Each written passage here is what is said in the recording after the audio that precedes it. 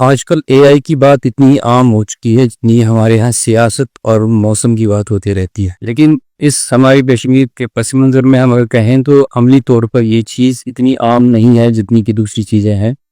हम भी इसके बारे में गुफ्तगू ही कर सकते हैं। लेकिन आज हम आपको एक ऐसी की दुनिया में ले जा रहे हैं जहाँ पे सिर्फ एआई नहीं बल्कि नो कोड एआई की एक इजाफी टेक्निक के बारे में भी बात होगी। ये इनकलाबी चीज़ें हैं जो हमारे यहाँ आ चुकी हैं। अगरचे हम इसका ज़्यादा अभी तसव्वुर नहीं कर सकते कि यहाँ पे भी ऐसी चीज़ें हो सकती हैं, लेकिन इसके करने वाले यहाँ पे ये काम करने लगे हैं और बड़ी आगे हद तक बढ़ भी चुके हैं। इसके पीछे महज एक टेक्नोलॉजी की बात नहीं है, ये हौसले की बात है, ये एक विजन की बात है और यहाँ पे इकोसिस्टम को बढ़ाने वाली बात है। इसके पीछे जो शख्सियत है जिन्होंने ये काम यहाँ पे शुरू किया है उनका नाम है जनाब मुनिस खान साहब। ये इस टेक्नोलॉजी और इस मैदान में बहुत सालों से हैं, लेकिन यहाँ पे इनका भी इतना तारुफ नहीं है।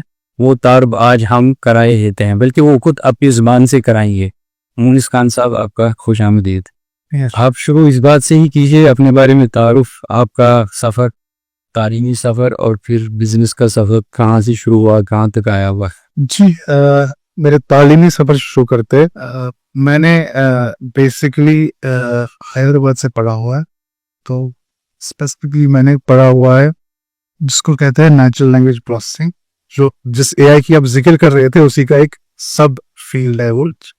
तो मैंने मास्टर्स किया है वहाँ पे। तो फिर हैदराबाद में मेरे को पहला जॉब मिला सेम एरिया में जिधर हम रिज्यूम एनालिसिस करते थे, लोगों के रिज्यूम एनालिसिस। वो मेरा पहला जॉब था, समझना कि ये रिज्यूम किस चीज़ के लिए मैच होगा, इसके लिए इस कैंडिडेट जो जॉब और रिज्यूम है उसका आपस में तालमेल कैसा बैठेगा, वो ऑटोमेट करने की कोशिश कर रहे थे।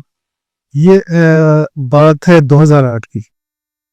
और फिर 2008 से 1-2 साल मैंने वहाँ जॉब किया। फिर हम मेरे को और एक बेटर अपॉर्चुनिटी बेंगलोर में मिली, वहाँ चले गए हम अगेन एआई के फील्ड में। बस एक स्टार्टअप था, वहाँ पे हमने बहुत कुछ सीखा, स्टार्टअप कैसे काम करता है और ऑल द रिलेटेड जो नुआंसेस है स्टार्टअप्स की वो सीखा। और फिर हम 2011 में मेरा एक दोस्त था, हम पहले इकट्ठे पढ़ते थे लेकिन फिर आईआईटी खड़गपुर चले गए और हमने एक दिन कॉल किया आपस में, वो गुड़गांव में थे। मैंने बोला मुझे लगता है एआई में हम कुछ अपना कर सकते हैं। तो वो कन्वर्सेशन फिर बिजनेस में तब्दील हो गई और हमारा बिजनेस एआई कंसल्टिंग से स्टार्ट हुआ। तो हम ये कौन सा साल था? 2011 एंडिंग 2011 हमने एआई कंसल्टिंग बिजनेस स्टार्ट किया और मोस्टली लेकिन कस्टमर्स हमारे यूएस में थे उस टाइम। लेकिन धीरे धीरे over a period of time Indian customers भी हमने लेना शुरू किया। बहुत सारे एंटरप्राइजेस जो इंडिया के थे उनके लिए हमने कंसल्टिंग काम शुरू किया, उनके लिए हमने एआई मॉडल्स बनाए, इसके बारे में आगे समझेंगे। तो ये करते करते कोरोना आ गया। तो कोरोना में हुआ क्या, मैं और मेरा पार्टनर कश्मीर, हमने सोचा, हम बेंगलोर में थे दोनों, हमने कश्मीर आने का डिसाइड किया जब तक कि कोरोना की वेव ठंडी पड़ जाए। और हम बैठे हुए थे तो we used to have lots of discussions around कि how do we kind of improve the state of AI as of now। तो एक चीज हमने सीखी थी अपने इस कंसल्टिंग की एक्सपीरियंस में 10 साल, वो ये थी कि एडॉप्शन कैसे बढ़ाया जाए। ये टेक्नोलॉजी है लेकिन इसका एडॉप्शन कैसे बढ़ाया जाए। तो इसी सिलसिले में हमारे पास एक आइडिया आया जो कश्मीर में बैठ के हमने इम्प्लीमेंट किया। उस आइडिया का नाम बता दो। उस आइडिया का नाम एमली लैब्स है, EMLYLABS। ये आपकी कंपनी का भी नाम है शायद? जी, ये हमारी कंपनी का नाम है। तो हमने प्रोडक्ट बनाया। EMLY का मतलब होता है easy machine learning for you. Machine learning AI का और एक नाम है एक हिसाब से। तो ये क्या है जो आपने जिक्र किया नो कोड एआई का, तो हमने सोचा कि स्मॉल और मीडियम बिजनेसेस एआई कैसे अडॉप्ट करे। तो कन्वेंशनली क्या होता था, जो बड़ी कंपनीज है जिनके साथ हमने काम किया था, ये बड़ी बड़ी डाटा साइंस टीम्स या हमारे जैसे वेंडर्स को हायर करके बहुत सारे पैसे खर्च करके एआई अपने लिए इम्प्लीमेंट कर सकते थे आराम से। लेकिन अपॉर्चुनिटी स्मॉल और मीडियम बिजनेस के लिए नहीं थी एआई यूज करने की।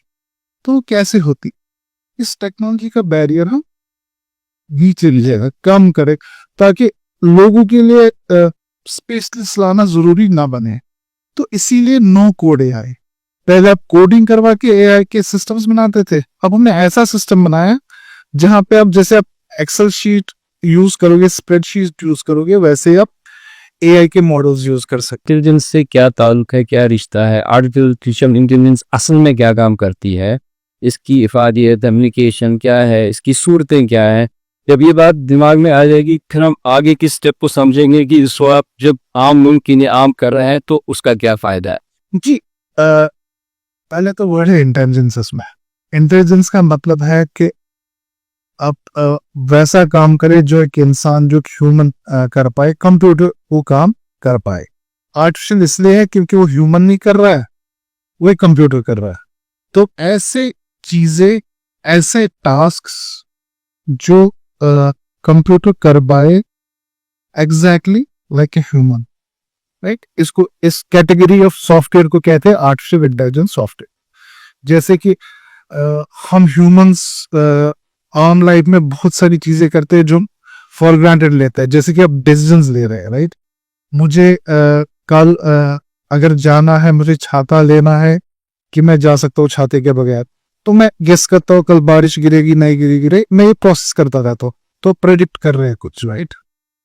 हम जैसे फल खरीदने जाते हैं, हम फल देख के खरीदते, ये एप्पल अच्छा है, ये एप्पल अच्छा नहीं है, तो क्या हम क्लासिफाई कर रहे होते हैं चीजों। अब आप सोचिए, हम सॉफ्टवेयर को यही काम करने के लिए है, तो उसको ये काम कैसे करेगा? वो ये जो ह्यूमन इंटेलिजेंस टास्क है, ये सॉफ्टवेयर कैसे करेगा? अभी तक जो टेक्नोलॉजी का स्टेप है, हम क्या करते हैं, हम इस सॉफ्टवेयर को एक डाटा देते हैं जिसको हम ट्रेनिंग डाटा कहते हैं, जिससे ये सीखता है। जैसे बच्चा सीखता है ना एग्जाम्पल से, राइट। हम बच्चे को डांटते हैं कि हीटर को हाथ मत लगाओ, हाथ जल जाएगा, एक दो बार तो लगा देता है वो, लेकिन तीसरी बार रुक जाता है, लेकिन ट्रेनिंग हो रही है। हम क्या बच्चे को हम एग्जाम्पल्स दे रहे हैं क्या करना चाहिए क्या नहीं करना चाहिए। हम इसी तरह इन सॉफ्टवेयर, जो आर्टिफिशियल इंटेलिजेंस सॉफ्टवेयर है या लर्निंग सॉफ्टवेयर है, इनको हम एग्जाम्पल्स देते हैं सीखने के लिए। उस डाटा से सीखता है और पैटर्न सीखता है, समझता है कि मुझे क्या करना चाहिए। जैसे कि एक सिंपल सी एग्जाम्पल है, हम एक फ्रूट क्लासिफिकेशन बनाई है। हमें तो लगता है बिल्कुल इजी है, क्या बोल रही है, एप्पल है ये लिखकर बताए, ये केला है, ये ऑरेंज है, ये तो हमारे लिए। देखिए फ्रूट क्लासिफाई के लिए हमें क्या करना है, हमें बहुत सारे फोटो लेने हैं फ्रूट्स के और बताना ये ऑरेंज फ्रूट है, ये एप्पल फ्रूट है। तो हम लेबलिंग करते हैं, हम क्या करते हैं, एग्जाम्पल्स बना रहे हैं किसके लिए, सॉन्ग लिखने के, सीखने के लिए। फिर हम एल्गोरिथम को फीड करते हैं, एल्गोरिथम देखता है अच्छा ऑरेंज की शेप ऐसी होती है, कलर ऐसा होता है, केले की शेप लंबी होती है, ऐसा, तो वो पैटर्न्स पिकअप कर देता है। तो नेक्स्ट टाइम जब वो सॉफ्टवेयर को कोई फ्रूट दिखाएगा, ये बताएगा ये एप्पल है कि बनाना है। इसका मतलब यह है कि जब तक पीछे इसकी डेटा सपोर्ट में ठीक होगा, इन आर्टिफिशियल इंटेलिजेंस हमें कुछ नहीं कर पाएगी। तो उसको पहली डेटा देना है, खिलाना पिलाना है, तब जाके वो वापस हमें क्योंकि सीखेगा किस बेस पे, राइट, वो इम्पोर्टेंट है। 90% प्रॉब्लम डेटा है और इसी डाटा से वो सीखता है। इस टेक्निक को कहते हैं learning by exam. You give it examples and it will learn certain tasks. Is there any other method of machine learning other than input examples? So there is another method which is simpler, जो मैं को समझा, तो उसको कहते हैं reinforcement learning। अब जैसे कि आप एक बंदा है, उसको पता नहीं है मुझे लेट्स से यहाँ से लालचौक जाना है, ठीक है, उसको रास्ता पता नहीं है, लेकिन जब वो लालचौक के नजदीक जाता है तब हम उसको रिवॉर्ड देते हैं, वेरी गुड तुम सही जा रहे हो। जो गलत तरफ जा रहा है हम उसको बोलते नहीं, तो हम उसकी जो उसका ऑब्जेक्टिव है लालचौक जाना, वो जब सही स्टेप डायरेक्शन लेता है हम उसको उस वक्त रिवॉर्ड करते हैं। ये भी एक हिसाब से लर्निंग में एग्जाम्पल है। और हम गलत डायरेक्शन पे जाएगा हम उसको पेनलाइज करते हैं, स्टॉप पे हम पेनलाइज। अब आप सोचिए एक रोबोट को आपने छोड़ दिया, बोलो जाओ लालचौक, वो कैसे सीखे, तो वो भटकेगा 1 साल भटकेगा, लेकिन वो पहुंच जाएगा लालचौक। उसको फिर पता चलेगा कि ये रास्ता कौन सा है और उस पे हम उसको रिवॉर्ड देंगे। तो यहाँ तक तो बात समझ आई कि हम इनपुट के क्या क्या तरीके उसे इजाज़त दे रहा है। लेकिन एक और चीज़ जिसके लिए इसको बड़ा स्पेशल माना जाता है कि ये अंदर प्रोसेस कर लेता है, उसका क्या मेथड है और उसकी लिमिट्स क्या है, कहाँ तक प्रोसेस कर सकता है। अल्टीमेटली जैसे सॉफ्टवेयर, कोई भी सॉफ्टवेयर एल्गोरिथम्स है ये वैसे ही काम करते हैं। इनकी अब स्पेशलाइजेशन है, ये आपके डाटा को लेते हैं, उन डाटा से पैटर्न्स पढ़ते हैं, वो प्रोसेस करते हैं।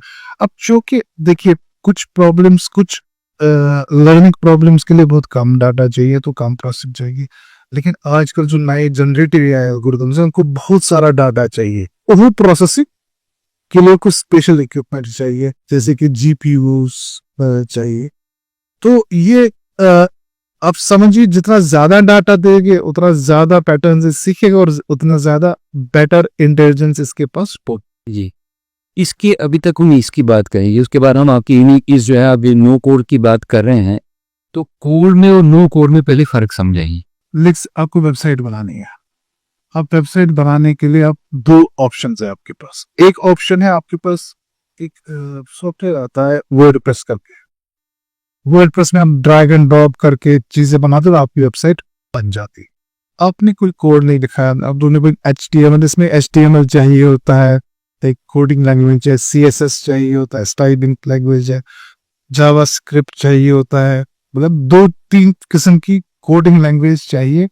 वो फेस नहीं करते हो अगर आपने नो कोड टूल यूज किया है, क्योंकि आपको पता नहीं है कोड कैसे लिखना है, राइट। लेकिन ड्रैग एंड ड्रॉप आप आराम से कर सकते हो। ऑन द अदर हैंड दूसरा ऑप्शन आपके पास ये है, आप एक प्रोग्रामर को हायर करोगे, उसको ये सारी लैंग्वेज आती होगी, ये सारी टेक्नोलॉजीज आती है, वो आपके लिए वेबसाइट बना देगा। अब देखिए डिफरेंस क्या है इधर। अब डिफरेंस हमने क्या किया, हमने टेक्नोलॉजी आप तक पहुंचाई, राइट। वो टेक्नोलॉजी कोडर के हाथ में थी जो कोडिंग टेक्नोलॉजी है। अब चूंकि जितना हम इस टेक्नोलॉजी को आम इंसान तक पहुंचाएंगे जो वो खुद कर सकता है, उतना उस टेक्नोलॉजी का एडॉप्शन बढ़ता है और उतना फायदा हो सकता है। अभी आप देखोगे अगर हर किसी को वेबसाइट बनाने के लिए कोडर चाहिए होते हैं तो बहुत सारा कॉस्ट होगा, क्योंकि आपको स्पेशलिस्ट को हायर करना है एज अपोज। अब आप वेबसाइट, और इसमें जो नो कोडिंग स्पेशलिस्ट भी है ना, उनको ज्यादा टेक्नोलॉजी सीखने की जरूरत नहीं है, right. So you can have a professional ready with in 6 months जो नो कोड टेक्नोलॉजी यूज करेगा, राइट, रादर देन उसको 3-4 साल कोडिंग सिखाओगे। सो इससे सिस्टमिक एजिलिटी और स्पीड भी बढ़ती है ना एडॉप्शन। इसको मैं कह सकूंगा कि ये एक पैराडाइम शिफ्ट है, क्योंकि इसका एक कमर्शियल एंगल है ना, कि जब आप एक टेक्नीशियन का काम एक आम आदमी के हाथ तक भी लेके आ रहे हैं तो ये शिफ्ट ही हो गया, क्योंकि अब तो बहुत सारे लोग इसमें अपना काम है। मैं इंटरेस्टिंग एग्जांपल इसके लिए देता हूँ लोगों को। मैं कहता हूँ लेट्स से क्या तो कहते हैं हमने 100 जहाज बनाए हैं, लेकिन चलाने वाले 10 है, उन बाकी 90 जहाजों का क्या फायदा है, राइट। अगर हम इन जहाजों को इतना इजी बनाए ताकि आम इंसान ही चला पाए तो 100 के 100 जहाज उड़ सकते हैं, राइट। सही बात, राइट। और दूसरी बात मैं इसमें ये ऐड करना चाहता हूँ, आप कोई भी चीज अचीव करने के लिए आप क्यों रिइन्वेंट द व्हील करते हो, आपको फ्रॉम द स्क्रैच क्यों कोई चीज बनानी है। अगर आपको गाड़ी अपने बिजनेस के लिए चाहिए, अब थोड़ी ना ऑटोमोबाइल इंजीनियरिंग सीखोगे, अब ड्राइविंग सीखोगे कि यूज कैसे करनी है चीजें। तो नो कोड आपको एप्लीकेशन लेवल की फ्लेक्सिबिलिटी देता है। You don't have to reinvent the wheel. हर कोई सिस्टम आप सिरे से थोड़ी ना बनाना शुरू करो क्या। तो नो कोड टेक्नोलॉजी का यही मकसद है, आपके पास ऑलरेडी सिस्टम्स बने हुए हैं और उन सिस्टम्स के ऊपर हमने आपको इन सिस्टम्स को अपने लिए अडॉप्ट करने के लिए बहुत ही इजी इंटरफेस दिए है। आपकी website developer no coding use होती है, एआई में हम कोशिश कर रहे हैं नो कोडिंग यूज करने के लिए। बहुत सारे एरियाज जो सॉफ्टवेयर में है अब वो शिफ्ट हो रहे हैं नो कोडिंग टेक्नोलॉजी। ये हम बोल सकते हैं कि अगला स्टेप है एआई का, एक एडवांसमेंट है। देखिए अगला स्टेप हर किसी सॉफ्टवेयर सिस्टम का होना चाहिए। सो बड़ा ही इंपॉर्टेंट है, अगर आप एडॉप्शन बढ़ाना चाहते हो, अफोर्डेबिलिटी बढ़ाना चाहते हो स्मॉल मीडियम बिजनेसेस के, तो ये बड़ा इंपॉर्टेंट है कि आप टेक्नोलॉजी का जो बैरियर्स है ना वो कम कर ताकि और ज्यादा से ज्यादा लोग उस टेक्नोलॉजी को यूज कर पाए। कमर्शियल एंगल क्या होगा मतलब इसका एक्चुअल फायदा होने वाला है या इसके लिए अपने इतनी कॉस्ट होंगे जो अगर पहले कर रहे थे किसी टेक्नीशियन के जरिए उतने ही कॉस्ट लग रहे थे, अब हम खुद कर रहे हैं लेकिन कॉस्ट वही आ रहे हैं। फर्क आ रहा है कि नहीं आ रहा है यहाँ से? इसमें बहुत बहुत लेवल्स पे कॉस्ट पे इफेक्ट पड़ रहा है। पहला ट्रेनिंग कॉस्ट, जो टैलेंट बना रहे हैं वो टैलेंट आप किस लेवल की ट्रेनिंग करवा रहे हैं, राइट? उस टैलेंट को आप 6 महीने में तैयार करो, 4 साल में टैलेंट तैयार करोगे, राइट?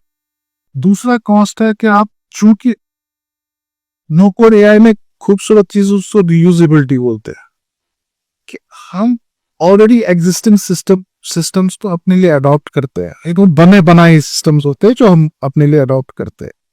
तो उसमें होता क्या है, आपके लिए सॉफ्टवेयर स्क्रैच से बनाने की जरूरत नहीं है। जिस चीज को आपको 6 महीने लगेंगे, अब आप वही चीज 1 महीने में या 2 हफ्तों में भी कर सकते हैं, ठीक है?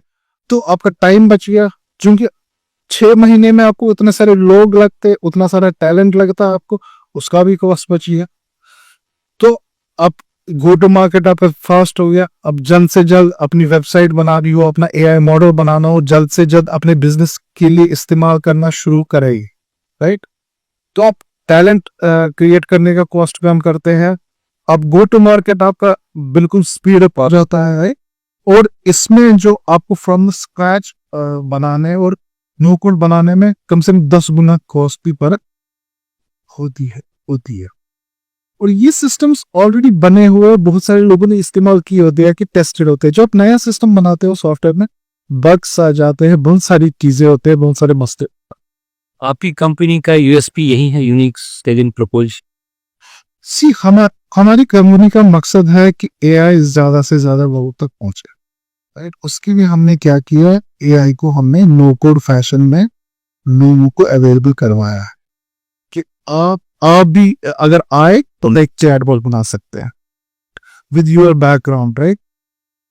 देखिए, और एक चीज एआई में ये है, चूंकि एआई आपके लिए डिसीजंस लेगा, आपके बिजनेस को उसको समझना जरूरी है कि आपका बिजनेस कैसे चलेगा।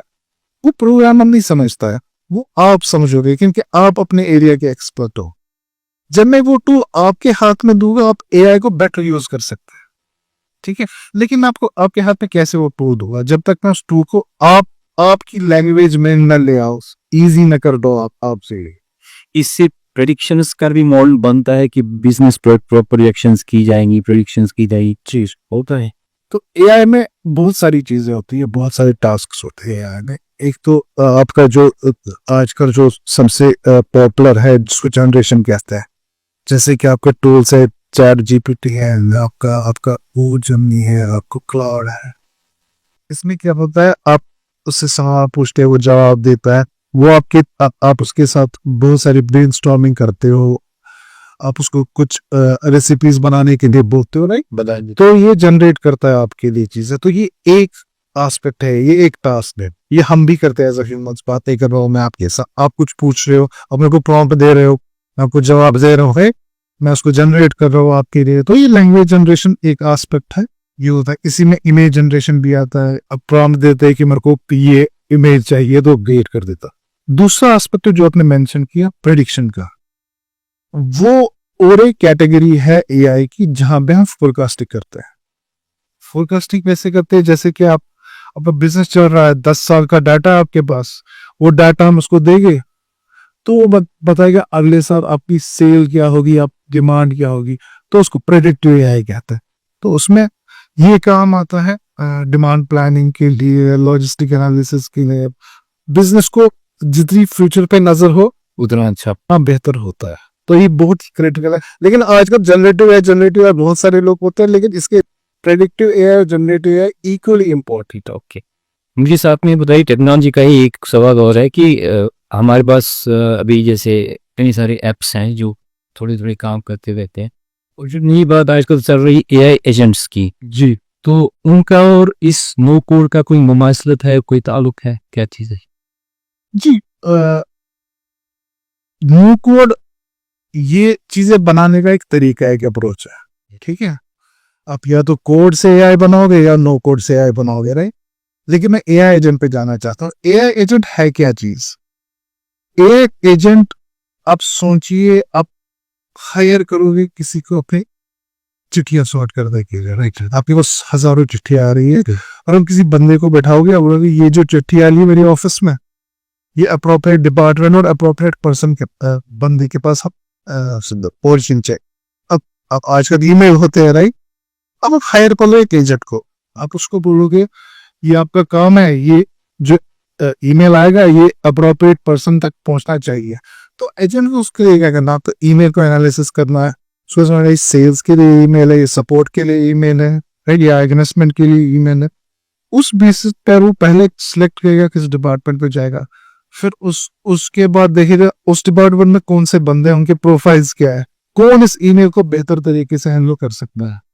आप सोचिए ये ऑटोनॉमस एंटिटी है आपके बिजनेस के लिए, जिसको आपने एक सबसे हायर किया है, ये काम दिया है कि आप मेरे ईमेल को सॉर्ट करो, उसकी यूरिस्डिक्शन हमने बनाया। मतलब इसी तरह जैसे किसी का ई कॉमर्स बिजनेस हमारे बहुत सारे हैं कश्मीर में, राइट, जो लोग एड टू कार्ट पे लेके फिर खरीदते नहीं है, हम एक एजेंट को हायर करेंगे, वो क्या करेगा, वो बोलेगा अच्छा इसने कार्ड को ड्रॉप किया, ये नहीं आ रहा, मैं उसको ईमेल लिखता हूँ, करना ईमेल लिख के उसको डिस्काउंट, शायद डिस्काउंट ऑफर दूं या पूछूं कि क्या हुआ, राइट? सही है, there are tons of things, help him, support that person customer.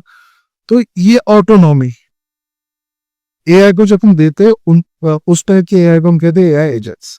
Generally जब चैट जीपीटी के साथ या जननी के साथ बात करते हैं, आप क्या करते हैं, आप उसको पूछते हो, ज्यादा रिएक्टिव होता है, वो सवाल पे जवाब देता है, वो कोई डिसीजन नहीं देता है।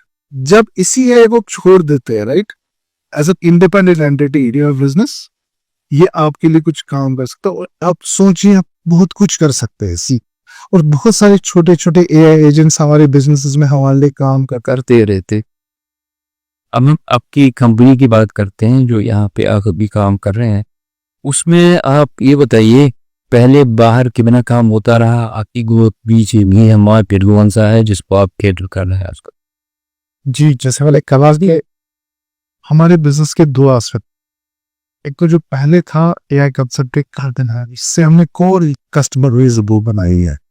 तो हमारा रीच इंग्लिश स्पीकिंग कंट्रीज है, आपका यूएस है, यूके है जी, कुछ कनाडा है, और फिर इंडिया, जहाँ पे हमने एआई कंसल्टेशन का बिजनेस स्प्रेड आउट किया। जो नया बिजनेस जो हमने स्टार्ट किया था, जो कि MD labs Newport AI product है, इसको हम अभी टारगेटेड मार्केट हमारा यूएस है, राइट।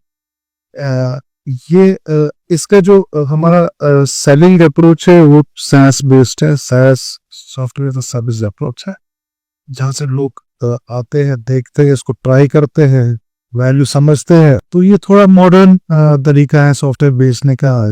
तो ये SaaS अप्रोच से अभी हम यूएस मार्केट को ट्राई कर रहे हैं, लेकिन हमने इंडिया में जो हमारी एग्जिस्टिंग कस्टमर बेस है उनको हम अप्रोच कर रहे हैं कि आप इस टेक्नोलॉजी को अडॉप्ट करो, और उसमें से कुछ कस्टमर्स को हमने कन्वर्ट किया, लेकिन चूंकि अभी नया है वो फाइट हमारी चल रही है। तो इंशाल्लाह ग्लोबल आइडिया तो पूरा ग्लोबली है। एआई का क्या हुआ कि ये एक हॉरिजॉन्टल चीज बन, पहले एआई एक स्पेशलाइज आपके आईटी डिपार्टमेंट एक अलग चीज थी, लेकिन अब एआई हॉरिजॉन्टली हर किसी चीज को टच कर रही है। आपके ईमेल में भी एआई है, आपके पेरोल में भी एआई है, आपके हर किसी जगह एआई, आपके ईआरपी में एआई है। तो हम उम्मीद करते हैं कि इसका एडॉप्शन स्मॉल और मीडियम बिजनेस ज्यादा से ज्यादा करें, और उसी के लिए हम क्या कहते हैं, जितना ज्यादा स्प्रेड कर सके। और उम्मीद है कि मतलब आप भी और हेल्प करिए इस चीज। तो इसीलिए मैं यहाँ की बात पूछने लगा हूँ कि यहाँ की इकोसिस्टम में आप, क्योंकि यहाँ से आप ऑपरेट करेंगे तो आपकी ग्लोबल रीच है, लोकल मार्केट में आपने आने की कोशिश की है, और की है, तो फिर यहाँ की रिएक्शन अभी तो क्या रिजल्ट आए? जी, अभी एक्टिवली हम आउटरीच नहीं किया हमने लोकल मार्केट में, लेकिन हमारे पास एक दो बिजनेसेस है जो ऑलरेडी हमारी टेक्नोलॉजी यूज कर रहे हैं। वो शुक्र खुदा का, उनको उस चीज से बहुत अच्छे नतीजे निकल रहे हैं। चैटबॉट जो मैंने मेंशन किया, जनरेटिव एआई टेक्नोलॉजी, इन्हीं बात को इसमें ऐड करना चाहता हूँ। क्या कहते हैं, हमें उनके साथ बैठना पड़ा और समझना पड़ा कि क्या उनके लिए कैसे फायदेमंद हो ये। बहुत सारे लोग हमारे पास आते हैं, बोलते हैं हमें भी एआई चाहिए, लेकिन एक इम्पोर्टेंट चीज है इसका, ये आपके लिए क्या वैल्यू देती है वो इवेलुएट करना पहले बहुत इम्पोर्टेंट है। तो कश्मीर में मैं समझता हूँ कि बहुत सारी अपॉर्चुनिटीज है एआई यूज करने, लेकिन हमें ये समझना है कि इसका वैल्यू उस बिजनेस के लिए कैसे आ सकता है एआई के, न कि जस्ट अब एज अ ट्रेंड इसको यूज कर रहे हैं। तो उसके लिए हमने मैं ओपन हूँ कंसल्टेशंस के लिए, बैठ के ये समझेंगे कि मतलब ये एआई आपके लिए कैसे फायदेमंद हो सकता है। ठीक है, सो ये एक एस्पेक्ट है। दूसरा एस्पेक्ट मैं पर्सनली जिसमें मेरे को बड़ा ही शौक है वो एग्रीकल्चर में एआई का बहुत सारा पोटेंशियल है, लेकिन अनफॉर्चुनेटली यहाँ पे फार्म्स बहुत ही स्मॉल स्केल फार्म्स है, right. And I have recently heard one of your dogs जिसमें इंटीग्रेटेड एग्रो का आपने कॉन्सेप्ट निकाला है। अगर हम लार्ज स्केल फार्म्स यूज करें उसमें ये टेक्नोलॉजी बहुत ही फायदेमंद हो सकती है, बहुत ही प्रोडक्टिव बन सकती है। टूरिज्म में हमारे जो कस्टमर जो हमारी टेक्नोलॉजी यूज कर रहा है, टूरिज्म में बहुत ही ज्यादा पोटेंशियल है, राइट। आप कस्टमर्स को कैसे बेहतर तरीके से गेपर करें, आप डिमांड कैसे बेहतर मैनेज करें, ये यूज हो सकता है। ये बताइए, कस्टमर तो आपने वर्ल्ड वाइड देखे हैं, हमारे रिसर्च के, यूरोप के, यहाँ के। अब यहाँ की जो लोकल कस्टमर है, मुझे लगता है कि एटीट्यूड लगभग सब कस्टमर्स का, बिजनेसमैन का एक जैसा ही होता है। They would like to have value against money respect, ये सब का बेसिक फंडा तो यही है। तो बताइए, ये जो यहाँ के कस्टमर आप अभी देख रहे हैं, उनको कैसे समझ आ रहा है कि इसमें क्या कॉस्ट बेनिफिट एनालिसिस उनकी हो रही है, वो यूज करेंगे तो वैल्यूएशन कितनी बढ़ेगी, क्या उनकी सेल्स बढ़ेंगी, उसमें आप कितनी स्ट्रगल कर रहे हैं अगर आपने इंटरेक्शन की हो? जी, पहली बात तो ये कस्टमर वही सही डायरेक्शन में है, क्योंकि जब तक वैल्यू नहीं होगा तो कोई भी टेक्नोलॉजी अडॉप्ट करने का कोई फायदा नहीं उनके भी। सी एक स्ट्रगल तो यहाँ पे भी है, बाहर भी है, ये की स्ट्रगल होती है कि if I am interesting in something, what is the return I get out of this investment, right. तो अभी अनलाइक ट्रेडिशनल सेल्स और ट्रेडिशनल बिजनेस, जो SaaS बिजनेस है, हम क्या कर रहे हैं कस्टमर्स के लिए, हम उनको बोल रहे हैं कि हम पहले उनके साथ बैठ के समझते हैं कि वो कौन सी चीजों को बेस्ट ROI देगी, बेस्ट रिटर्न ऑन इन्वेस्टमेंट देगी। वो प्रॉब्लम अगर सॉल्व करते हैं तो उसके बाद उनको बोलते हैं कि अब इसको 1 महीना ट्राई पीरियड के लिए ट्राई करो, और आप देखो कि जैसे AI क्लेम कर रहा है इतना फायदा देगा, क्या ये फायदा आ रहा है। तो आपको एनफ टाइम मिलता है इस टेक्नोलॉजी को इवेलुएट करने के लिए in your trial period, right. So you are not, आपको इसको पहली बार में खरीदना नहीं है, इन्वेस्ट नहीं करना है, आपको पहले इसको समझना है, समझ के उसको ट्राई करना है, ट्राई करके आपको देखना है कि ये इवेलुएट करके कि इस वैल्यू क्या है, उसके बाद आप खरीद डिसीजन ले सकते हैं कि उसके बाद आपके लिए डिसीजन लेना इजी होगा। और यूजुअली यही होता है, जब आप एक्चुअल रियलिटी में वैल्यू आना स्टार्ट होता है तो फिर आपके लिए डिसीजन भी बड़ी बात होती नहीं। हमारे लिए ये खुशी की बात है कि पहले तो AI की बात यहाँ होती है, थियोरेटिकली यहाँ इंट्रोड्यूस्ड है, लेकिन प्रैक्टिकली मेरे ख्याल से आप ही हैं जो इस लेवल पे AI का काम यहाँ बैठ के कर रहे हैं। यहाँ बैठ के काम करने में आपको दिक्कत है क्या? पहले तो ये बात। दूसरी ये है कि अब यहाँ आप सेटल हो चुके हैं, तो आप इस इकोसिस्टम को कैसे देखते हैं, जो यहाँ का स्टार्टअप इकोसिस्टम, आपका इसमें रोल क्या हो सकता है, और आपको यहाँ पे जो सपोर्ट सिस्टम है वो आपको ठीक से मिल रहा है कि नहीं ना? जी, अगर दिक्कतों से स्टार्ट है, मैं बेंगलोर से आया तो मुझे डिफरेंस तो कल्चर में बहुत ज्यादा दिखती है, राइट। और यूजुअल सस्पेक्ट आपका पोर वो चीज नॉन इंस्टेंट प्रॉब्लम, बट अल्हम्दुलिल्लाह लोग जिनके साथ इंटरेक्ट कर रहे हो, जो टीम हमने बनाई है, हमें क्या चाहिए, हमें लोग चाहिए और वो बहुत अच्छी तरह एंथुसियास्टिक लोग हैं, और जिस एरिया में हम काम कर रहे हैं तो एक्साइटेड है लोग। तो आफ्टर कोरोना वी डिसाइडेड कि हम इधर से ही काम करते, दो कि हमारा ऑफिस बेंगलोर में भी एक, तो हमने सोचा, जो फाउंडिंग टीम है उसने सोचा कि हम इधर ही बैठेंगे इधर के। तो MD labs purely effort Kashmir का है, कुछ एमडी लैब्स में जो हाथ है, जो प्रोग्रामर्स है, जो डेवलपर्स है, जो डिजाइनर्स है, पूरे कश्मीर के है। और हम अब इकोसिस्टम आपसे मुलाकात हुई और बहुत सारे फाउंडर से मैं मिलता हूँ। एक्साइटमेंट है, एक बहुत ही एक्साइटमेंट है कुछ करने की, और हमारे पास एक्सपीरियंस है, over the period of time हमने बहुत कुछ किया, और हम भी चाहेंगे कि इस इकोसिस्टम के पार्ट बने और कुछ हमसे कुछ सपोर्ट हो सकता है वो करें। इस डायरेक्शन में मैंने एक दो चीजें की है जो बिल्कुल कंक्रीट है। एक तो यही है कि मैं एआई एडॉप्शन जो हमारा कोर मिशन है, हमारी कंपनी का कोर मिशन है, हम we started giving out free courses, right. आप नो कोड एआई सीखो, आप प्रेडिक्टिव मॉडल्स बनाओ, आप चैटबॉट्स बनाओ, ये हमने फ्री किया है। हम सबके लिए, जी, हर किसी के लिए फ्री किया है। इसको एमडी लैब्स एकेडमी आप सर्च कीजिए, आपको वहां पे मिल जाएगी। So this is one aspect. Another aspect is I love to meet businesses, right. उनके साथ बैठ के समझना कि वो एआई कैसे अडॉप्ट करते, अभी शायद ना कर पाए, लेकिन रोड मैप क्या हो सकता है, राइट। उनके साथ बैठ के वो करे, क्योंकि मुझे अगर हमारा इकोसिस्टम स्ट्रांग होगा तो we as a business will also be strong, and I'm ready to kind of open about this idea to कल जितना हम इतना कर पाए आपस में, जितना एक्सचेंज कर पाए, जो बहुत सारी ऐसी चीजें जो मुझे भी चाहिए सपोर्ट। तो क्या इसको कहते हैं, आप स्टार्ट कीजिए फ्री कोर्सेज से। So that's one thing. Another thing is there is a free trial also. अगर आप रेडी हो बनाने के लिए अपने, you can have a free trial of Emily Labs. As I told you, it's a modern SaaS-based platform. You go ahead, sign up. कोई cost नहीं है, वो फ्री है। तीसरा, हम अवेलेबल है कंसल्टेशन के लिए। So anytime business are welcome to come, and so will we set up a roadmap. ये हमारे यहाँ के इकोसिस्टम की खुशकिस्मती है कि आप 3 चीज़ों से हमें यहाँ पे हेल्प करने के लिए तैयार है।